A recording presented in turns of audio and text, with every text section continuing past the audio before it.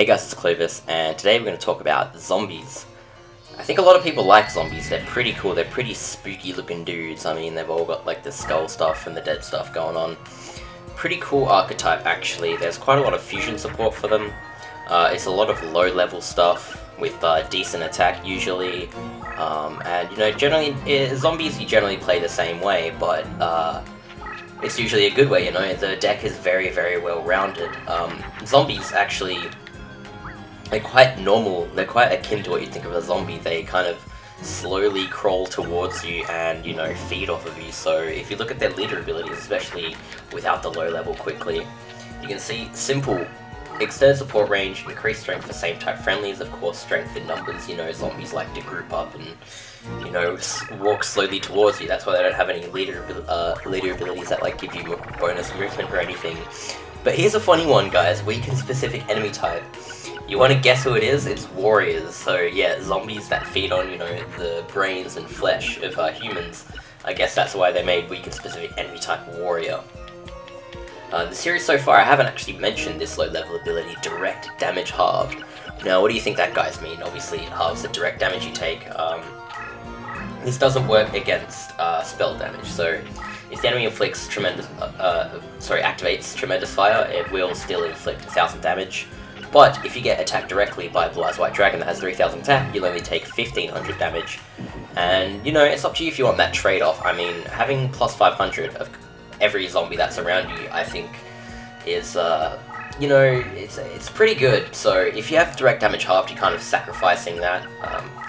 You can't get direct damage halved unless you're level 1. So if you're level 1, you only have 100 bonus for zombies and 100 weaken for warriors, which isn't a big deal, but that essentially means, you know, because those effects become so negligible at that point, it means that essentially your only leader ability if you have a level 1 is direct damage halved, because the other ones may as well not be there. So it's totally up to you. My personal recommendation is a higher level deck leader, and purely because you actually have options. I mean, you have 4 very, very, very viable options as deck leader. So, first one is, did I count 4? I counted wrong, that's why. It was 3. I was like, I saw another one. Sorry guys. Pumpkin, Skelgon, and Great Mammoth of Goldfiend. These are all 6 stars, so you know, you get the full benefit. Of course, it caps out at 5. So that's, if you have any of these as your deck leader, that is 500 attack bonus for all your zombies and 500 reduction for all enemy warriors. And Great Mammoth, Skelgon, and Pumpkin are all fusions, so you guys have the option of picking any of these 3 as a deck leader, and you can do the fusion method that I talked about. To fuse Pumpkin, again, there's actually, I made a video on the zombie support fusions, so definitely check that video out. I'm going to go through them briefly in this video, but if you guys want like the details and like if I miss out on anything or forget any details, you can watch that video and get refreshed on it. Pumpkin is a fusion between a plant and a zombie, but one of those two needs to be 1000 attack or above for it to make Pumpkin. If neither of them are at 1000 attack, if they're both lower than 1000 attack, you'll make Wood Remains. Wood Remains itself is 1000 attack, so if that ever happens, I don't know, if you ever have like a weak material in your hand, you can always make Wood Remains, fuse Wood Remains with the plan, you make Pumpkin. Skelgon is any zombie plus a dragon zombie, specifically dragon zombie, so you can fuse dragon zombie with anything, even if it's like Skull Servant or something, and it will make Skelgon. Funnily enough, you know, you have a lot of other fusions as well, like, you know, dragon zombie itself is a fusion, but that's 3 stars, so you wouldn't get the same benefit as Skelgon.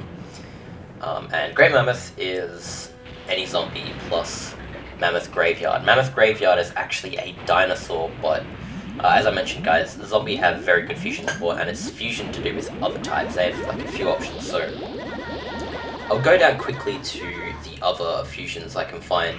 Magical Ghost is not very good fusion because 1300 attack is pretty weak.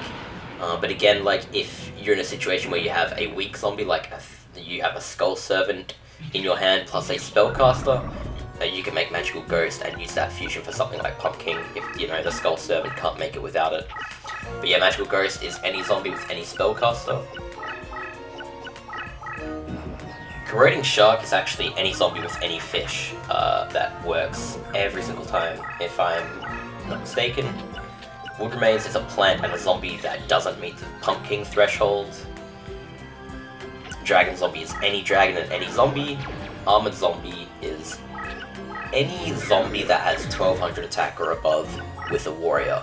If the zombie doesn't meet that threshold, if you fuse a warrior with a zombie and it's below 1200 attack, it'll actually make Zombie Warrior, which is actually directly beneath it, so yeah. This also means if you fuse Zombie Warrior with a warrior, you get Armored Zombie, but just be careful. You won't make Armored Zombie unless one of your cards is 1200 attack. And Clown Zombie is an interesting fusion. You don't really want to do this fusion to make this card because it's less efficient. But if you fuse a Crass Clown with a zombie, you'll make Clown Zombie.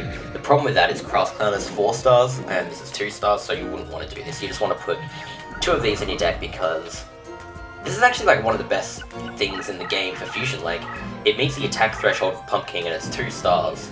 And that's pretty important. I mean, it only really calculates into that one fusion, but the fact that you have decent damage out of the hand that you can always play every turn is always nice.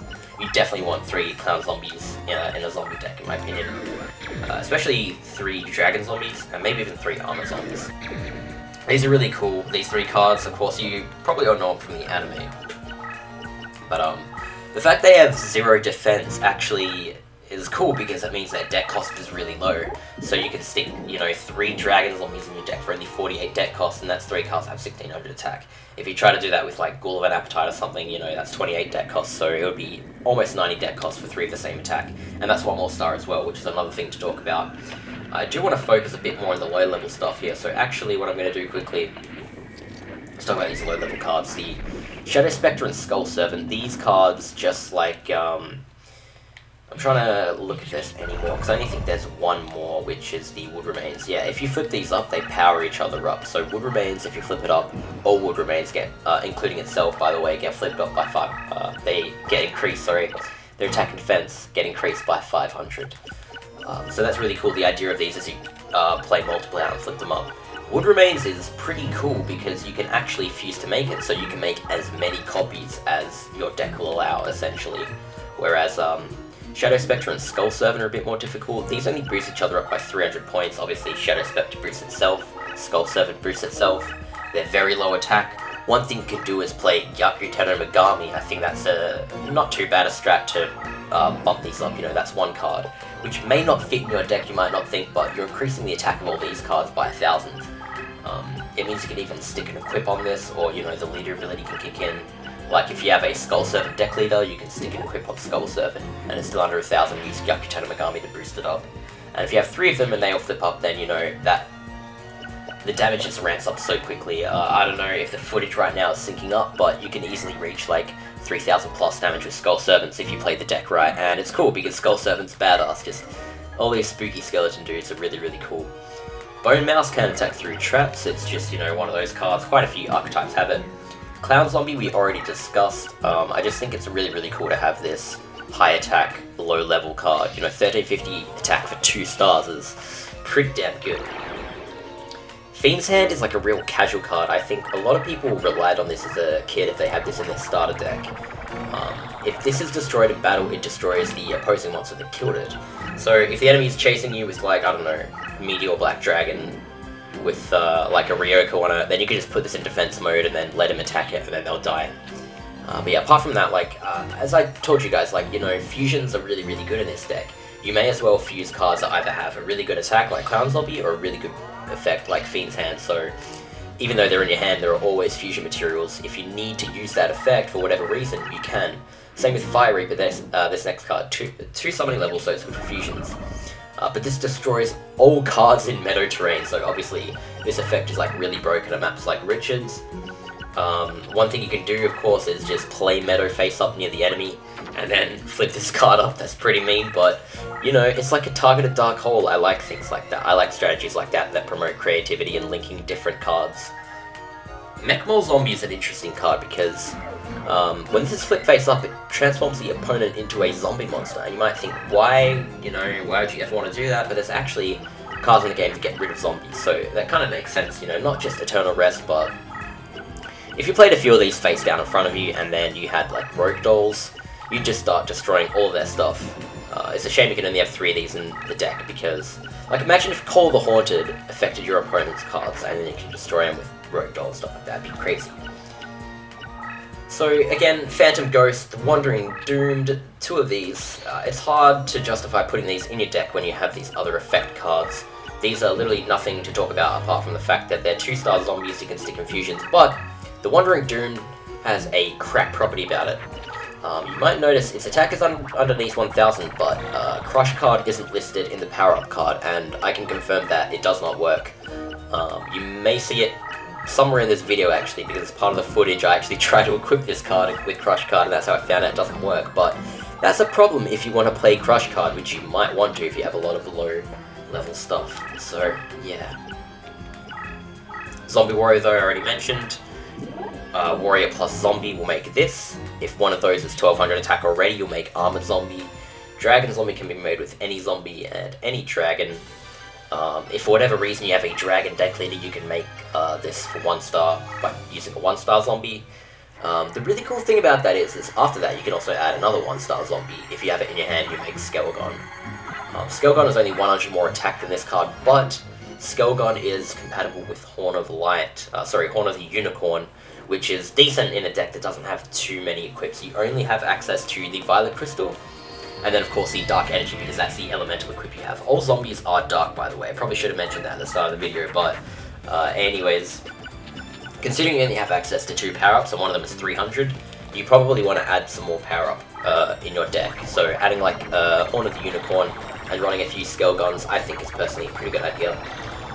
Graveyard in the Hand of Invitation is always nice to have effects that turn your stuff into zombies, because you might have cards in your deck that synergize with your other cards that aren't zombies. One example, not that good, is Hannibal Necromancer, which powers up all your zombie stuff, but it's a spellcaster, so if you turn that into zombie, it'll power up itself as well as all of your allies. I think the best example personally is Shadow Ghoul. When you run that over Labyrinth, it turns into Wall Shadow. Wall Shadow is a warrior, so if you turn it into a zombie, then if you're running a zombie strategy like with Pumpkin, that's a really cool way to play that, I think. 13th Grave, yet again, just another pretty much literally identical stats to Zombie Warrior, except it's not fusion compatible. A lot of the, non-effect zombies, there's not too much to talk about, because they're all kind of like fusion fodder, and obviously the lower summoning level the better, but for some fusions it doesn't matter anyway, so you kind of just have to use your brain for some of those options. Wood Remains we did already discuss. Flame Ghost is a bit like Fire Reaper, except slightly stronger. It's 3 summoning level, it's not as viable for fusions, I guess, if you want to do the 2-star fusions. But when this card's face up, it destroys all cards in sea terrain, so if you want to farm Mako, you can just use this, flip it up multiple times. Otherwise, of course, not only could you use this in conjunction with Yumi, but it's a good counter to, like, Aqua Dragon, Roaring Ocean Snake. Those cards always create water when they battle and flip up and stuff, so using this to destroy them is pretty cool if you're having trouble with that against Mako, I guess. Dokuroizo, the Grim Reaper, is another card that's able to move that triggering opponent's trap. This is 900 attack, so it's better, right? That's my logic. I don't know, it looks like the Grim Reaper. It is the Grim Reaper, essentially, so I think this card has extra cool points for that, but, I don't know, I feel like the more attack on these cards, the better. If you're going to be using this card, you want damage, because you're obviously going to be attacking with it, so the whole point of these cards that can attack through traps is essentially to do as much damage without actually suffering any repercussions as possible. Blue Eyes Silver Zombie is same as Graveyard the Hand of Invitation effect. It turns all your stuff to zombies, but of course the different stats. That's up to you to weigh up if you want to include it, depending on how much deck cost you have, the summoning level you want to use for your fusions, etc. Creating Shark, we didn't talk about the Fish and Zombie. Yeah, I was like, what else is it fused with? Obviously a zombie. Yeah, not too much to go home about this card, it's not very good. Snake Hair is a really cool effect, actually, worth talking about this card. Eternally Spellbinds an opponent when destroyed in battle, so if you use this card as one of your primary attacking cards, especially if you'd like bump this up with a lot of damage, if they don't have any spells or traps to get rid of it, then they're forced to use a monster to destroy it, and that monster that's super powerful, obviously it has to be powerful enough to destroy this, so they get permanently spellbound, so that's cool. Temple of Skulls is OP as hell. This is a card you have to get a 3 in a row for. You may be able to enter a password in, I'm not sure. The passwords will be in the description, if not the link will be. But if this card is in face-up defense position, all magic and ritual cards are rendered ineffective. Obviously, you want to run this card with a deck that uses no spells, and then watch the enemy just never activate spells, because this card's a bit crazy, you know. One of the, the strongest thing about this is there's no real way to counter this except, you know, a trap card, having a trap card like Shadow of Eyes, or Gorgon's Eye before this gets played and put in defense mode is like the only way to deal with this thing. Or, you know, you can flip the Dur deck up and then have those cards, but you can't activate a spell to get rid of this, which is a problem. Once it's face-up defense, you have to use, straight away, you have to use a different method to actually deal with this thing. That's why it's so tricky, and why I think it's, you know, so powerful. Dark Assailant, not very good. It's, you know, 1200 attack, which you have a few 1200 attack cards like Zombie Warrior and the 13th Grave, but those are 3 stars, and Dark Assailant is 4 stars. It's not very good, guys. You never ever need to fuse a zombie with anything more than 3 stars to make the fusions, so you don't want any 4-star zombies in your deck, in my opinion, optimally. Same with Ronzo, which looks like a Mimic, which is cool, I guess, but you have quite a few of these 4-star cards that just aren't that useful. Shadow Ghoul is 5 stars, which kind of sucks. I did wish it was 4 stars because like a lot of this other stuff is similar stats, but this card's pretty famous in this game for being able to move into labyrinth terrain, and it transforms into Wall Shadow. I don't really know what else this card is really useful for. I think being able to go over the labyrinth is a huge advantage, like in the campaign of the game, but this card, like, if you just want to destroy your opponent and there's no labyrinth on the field, it's pretty much useless compared to all the other stuff you have. Attrition of Darkness, we all know as the deck leader for the zombie deck, the starter deck in this game. I don't know what too much to say about this. I mean, it's a cool looking card, it's 2000 attack, so it's like the 2nd highest attack card, but it's just difficult to bring out because, you know, you have so much fusion stuff, and this is 5 stars. It kind of sucks that they didn't give this card an effect. The effect it had in the real anime just wouldn't translate into this game, so they just removed the effect, which is a shame, but it's there. Pumpkin, you guys, I think everyone who plays Duels of the Roses kind of knows what Pumpkin is without, you know, anything needing to be said. I did discuss the way you can fuse this, which is cool because that means you can have 5 out on the field and it increases by 500 every point. But yeah, the effect of this is all your zombie monsters are increased by 100. All the attack and defense of your zombies are increased by 100 every turn for every face-up defense Pumpkin, the King of Ghosts, that are at the start of your turn. So you can always play a defensive strategy with any amount of these and then send a zombie towards the enemy as it slowly gains power. It's totally up to you if you want to play a slow strategy or not. If you're playing a fast strategy, you don't really want to play this and use its effect. And again, this effect is countered by stuff like Gorgon's Eye and Shadow of Eyes, so just be careful of that. If you have that, you know, you probably want to have some anti-trap in your deck, which is a bit counterintuitive, you know.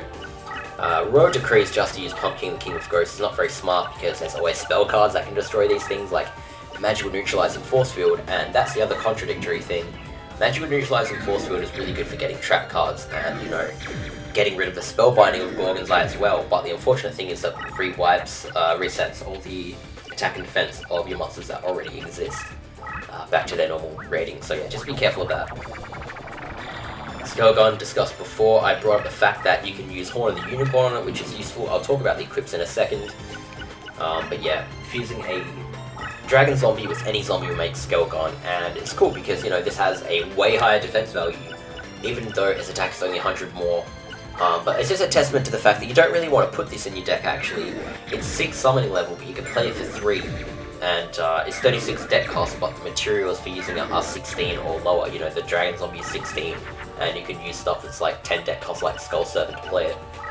So yeah, in the case of stuff like, yeah, Skelgon, Pumpkin, even, yeah, Great Mammoth of Gold Fiend, there's no point putting these in the deck unless they're, you know, your deck leader, otherwise you may as well just fusion summon them.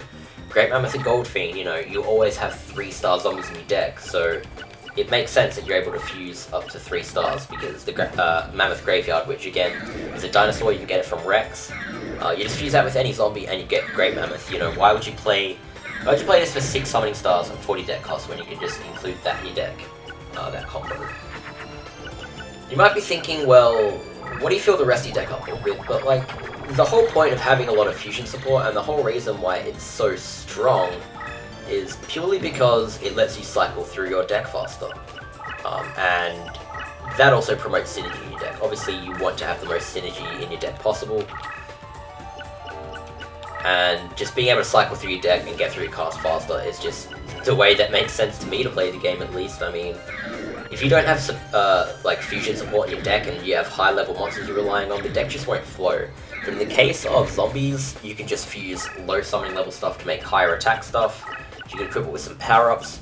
You have, yeah, you just always have summoning power to bring out damage because all your fusions to make essentially are 3 stars or lower and you regenerate 3 stars. So that's why I really like to highlight the importance of that. So let's quickly talk about the power-up support for zombies because Violet Crystal is the only power-up card you have essentially. The zombie monsters get increased by 500 points with this card. You don't have a second equip. Like, you know, some types like Beast Warriors have 3, you only have 1. The only other one you can really use reliably is Dark Energy, which only gives 300 points of attack. So you are hindered a little bit in that department, so that's why I also stressed adding, you know, a few Dragon Zombies you're going to have in your deck anyways, because it's just a good card.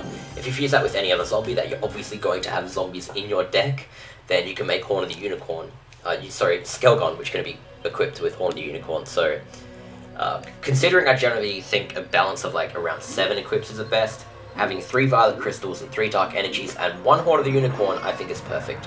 All you need to draw to be able to play the Horn of the Unicorn is a Dragon Zombie and any other zombie, and for your other equips they work on all the zombies because they're all dark and they're all zombies of course. So yeah.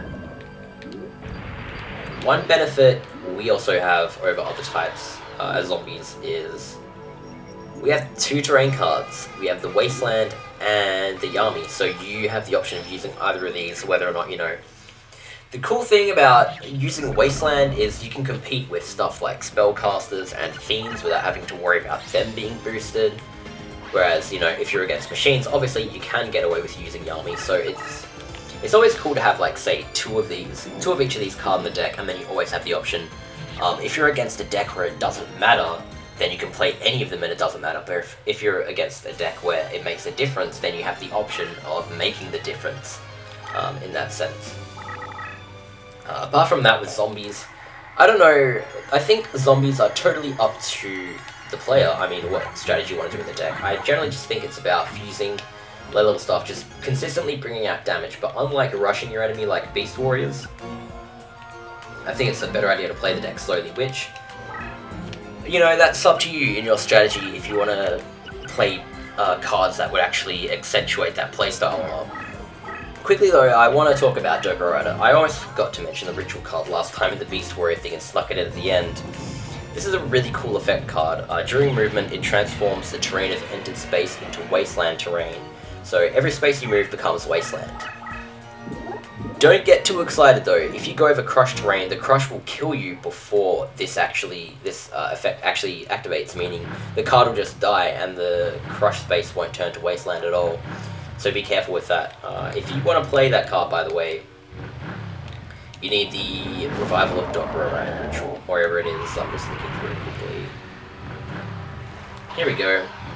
So you play 1 zombie, 1 machine, and 1 insect to summon Docker Rider. And you can get this card from Bones, of course. So yeah, it's up to you if you want to play that card. Again, just like all the other rituals, it's you know, they seem cool, they look cool, but it's really, really annoying to play some of these. Luckily, there are 1-star zombies, 1-star machines, and 1-star insect, but you're going to need a minimum of 4 turns to play this card because you have to play 1 each of them and then activate this spell card. So yeah, totally up to you guys if you want to play that or not, but I figured I'd mention it because we're talking about zombies, so why not? Just to finalize, guys, remember, check the resource in the description. I put up all zombie fusions. That'll show you like a bit more detail about all the zombie fusions, so yeah. I hope you guys really liked the video, and I'll see you guys in the next one. Bye bye.